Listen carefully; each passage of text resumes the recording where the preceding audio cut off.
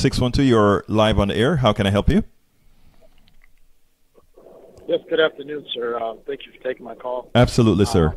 I just wanted to say, yes, sir. I just wanted to say I was someone who I used to be a very far left progressive, and at the time I was an atheist. Yes. And when I became a born again Christian in 2009, and when that happened, I also politically I became very conservative as well. And I think when it comes to identifying why evangelicals, vote the way they do or why they associate with certain groups, for a lot of them, it's always been a choice of the lesser of two evils, ultimately. Like if you take, for example, Clinton and Trump, Clinton was advocating for things that no Christian with clear conscience could support. Okay. Like the idea of partial birth abortion. I mean, that's like antithetical. The idea that a baby could, you could have a baby that actually will come out of the womb, be alive, and still perform an abortion on, or actually end the life of it. I mean, there was no one. And, especially the last debate when the issue of abortion, in the 9th month of pregnancy. Let me stop you for one quick second, my friend. I just want to justify that. I don't want to interrupt you or anything because I want you to say your piece, and you must be free to say your piece on my program. Anybody can call and say whatever they want. Now, let me just say that it is truly, and this has been factually debunked, that somehow a 9-month abortion with a baby coming out, that somehow liberals believe all of that. I want to also clarify one thing when it comes to abortion. That's one issue, but I just want to clarify it. I'm a left-wing liberal. I don't like abortions. I would prefer if my daughter didn't have abortions. What I think, and preachers do a whole lot to lie to you guys to try to tell you what's really happening here. You are a Christian, is that correct, sir? Yes, sir. Okay, you're a Christian. I respect that. Now, you have your beliefs, is that correct? Yep. Now, I also have my beliefs, and I am also a citizen of this country. You belong to a church. You belong to something that makes you whole, and that is fine. And in your church, you do not believe in abortions. You do not believe in a whole lot of things. You also don't believe in some things that I believe in. But the truth of the matter is, I am not going to stop you as a free citizen in this United States to not be able to exercise the things that you believe in as long as it doesn't have an impact on me. And I think when it comes to the right to choose, or when it comes to what I really call pro-life, I don't call anti-abortionists pro-life. I call anti-abortionists exactly that, anti-abortionists. You don't like abortion. Pro-life are people who support policies that support people, policies that make life better for the living, policies that make people better people, more progressive people, more people that move ahead. Now, as it turns out, by us having a country that says a woman has the right to choose, it is then your job as a Christian, if you think that is all wrong, to work with those women who are about to choose an abortion and try to make your belief theirs. That's what choice is really about. Choice is not about you saying abortion is right or wrong, or abortion is illegal or illegal, and that's the problem we have today. And that is what I think even most Christians believe. Most Christians would believe that I hate abortion, but it's not my right, and especially the right of men, which are the ones who pass these laws, to look at a woman. A baby is not only a life. A baby is also an economic choice. And a lot of the problems left-wing liberals like myself have with Christians that are conservative Christians is that they fight like hell to try for that baby not to be aborted. And when that baby comes into the fold, the last thing they want to do is provide programs that support that baby, which is the real abortion. Because a dying, living baby with a soul, a kid who starves, a kid who can't go to school, a kid who doesn't have the wherewithal to move ahead in society, knows that it's happening to him or her. A baby that we don't know scientifically. You may feel you do know. You could be. I mean, I don't know. But I will accept ignorance here.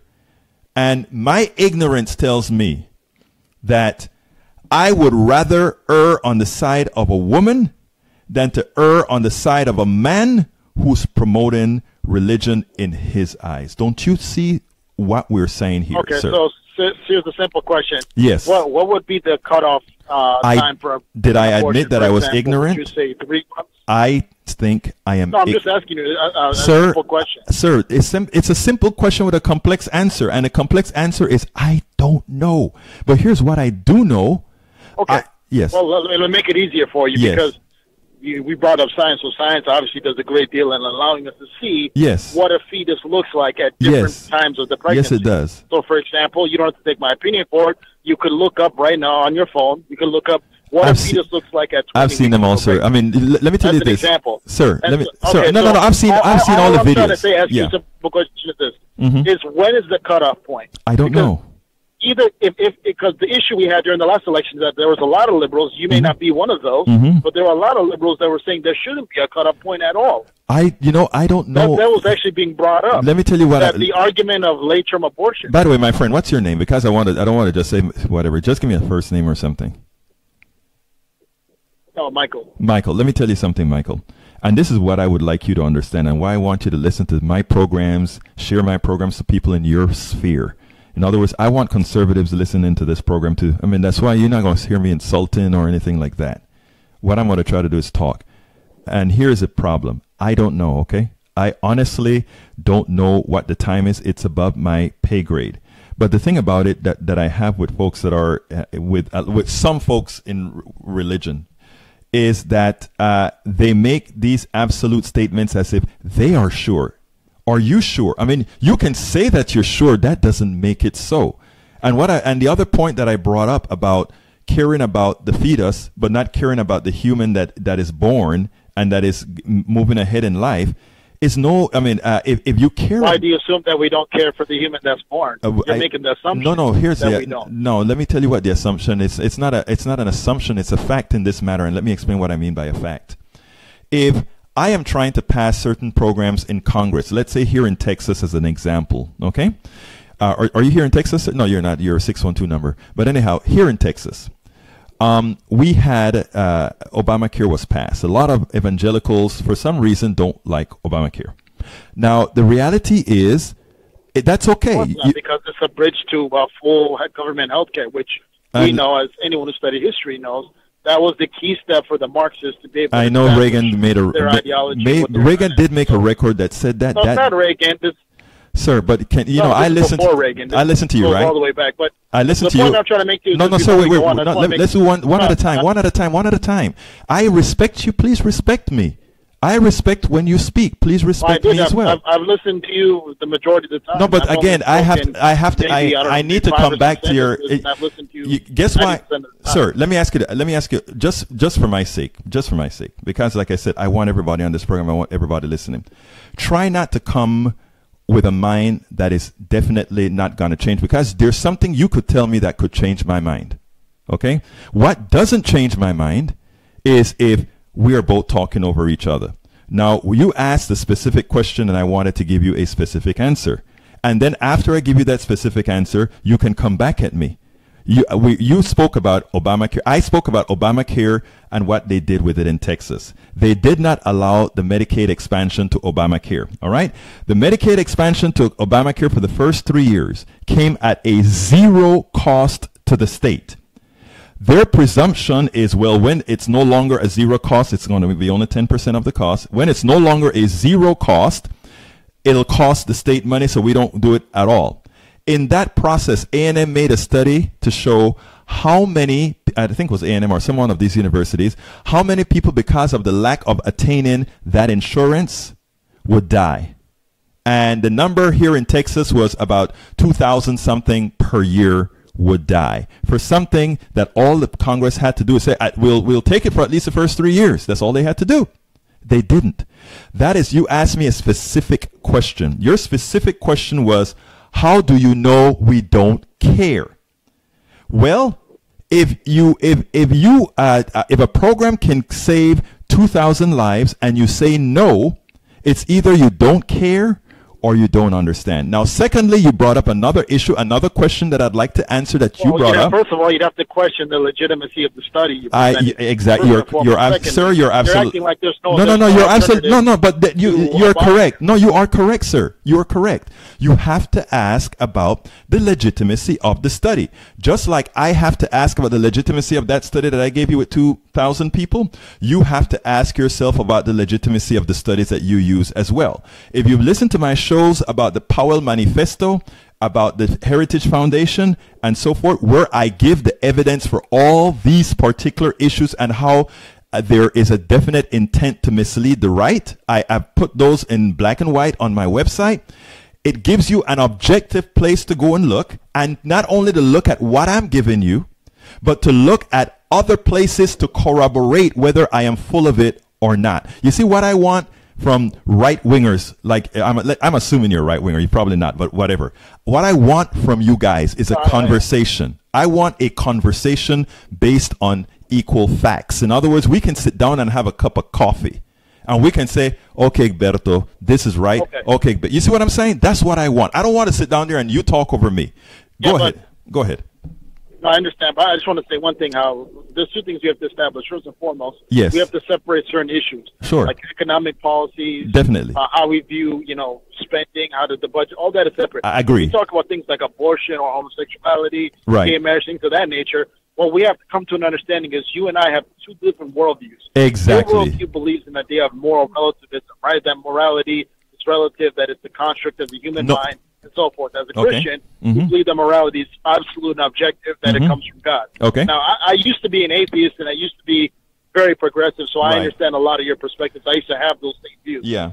But that's where the separation comes when we talked about abortion, because you brought up the issue of, it's the woman's choice and so forth, which I understand and I respect. I used to have the same view. Fine. But as someone who believes that morality is absolute, that does not come from man, but it comes from God, the question now becomes, is that a human life, and are we exterminating a human life? We're not talking about removing a No, I get it. We're not talking about removing, I get it. But you know what, sir? Suppose I formed a religion, right? Suppose I formed a religion that said, I was going to use an example, but it was too poignant. But suppose I had a religion that said something else that you don't believe, but I say, according to the religion, I believe it is absolute. And that's what I try to get a lot of people on the right to understand. It's not necessary for you to agree with it. What you have to do is, a lot of people on the right talk a whole lot about freedom. What we have to be responsible to do is allow that freedom. And not only that, if that freedom really exists, Michael, if that freedom really exists, it should not be difficult for you as a Christian who has these strong beliefs to show other folks that that's what it's all about, and that is right. Now, I was a Christian. I'm the reverse from you. I was born into Christianity, and I've seen all the things that have occurred, not only in Christianity, not a lot of other religions, and that's why I never turned away from knowing that I am too little to not know there's a supreme being or some supreme force that created everything. I believe that, but I am humble enough to know that I just don't know.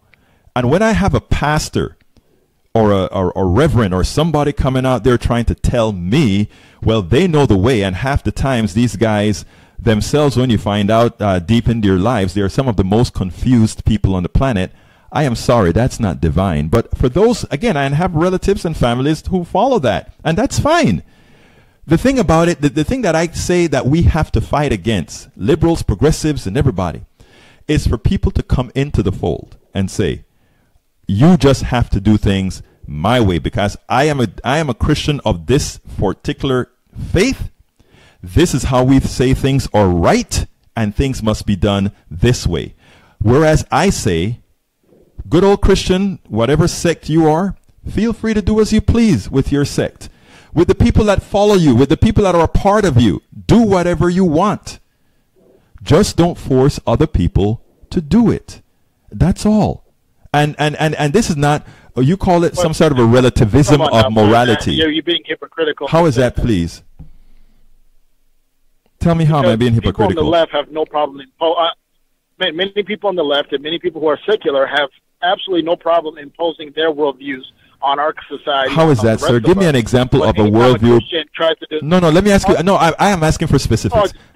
Yeah, like gay marriage, for example. Gay marriage isn't one. Yes. And look at how homosexuality is being treated in our society. Now, if I were to come out and say that homosexuality is an immoral behavior, can I say something? Let me tell you something. I'm gonna agree with you in some instances. Some of my liberal friends gonna knock me out. I just think sometimes, and I'll be frank, just like you have crazy right-wing people, you have crazy left-wing people. A lot of times, and I call it out. I'm a writer at Daily Kos, and I get called out like you would not imagine, because sometimes what I say they don't like because it doesn't follow the liberal tenet, even though I'm more liberal than most of them there. Here's the issue.